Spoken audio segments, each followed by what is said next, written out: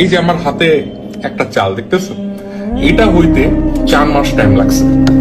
এই একটা চাল কারো একজনের জমিতে হয়েছে, কোন একটা কৃষক এটার পেছনে খাটছে।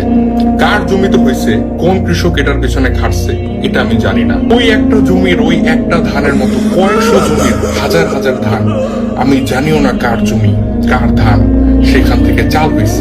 আমি এটাও জানি না যে কে ধান থেকে চালটা রিফাইন করছে। সেই চাল কোন এক গ্রাম থেকে কত হাত বদল হইতে হইতে হইতে হইতে আমার শহরে আসছে, আমার বাজারে আসছে। সেই বাজারের কোন একটা দোকানের কোন একটা বস্তা যেটা আমার বাসায় আসছে, যেখানে চাল আছিল, সেখান থেকে ভাত হয়েছে।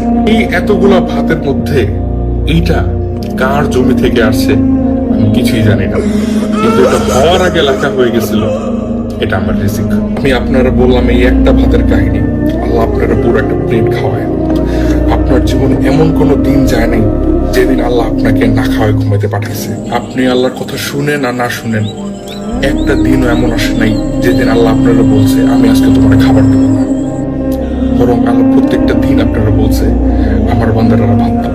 আমি বললাম এই দানাগুলোর কথা, আল্লাহ আপনাকে হাজার হাজার বেলা ভাত খাওয়াইছে। ইন রিটার্ন আল্লাহ আমাদের কাছে কিছু চাইনি, আল্লাহ জাস্ট চাইছে তুমি আমার শুকরিয়া আদায় করো, আর আমরা ওইটাও করি না।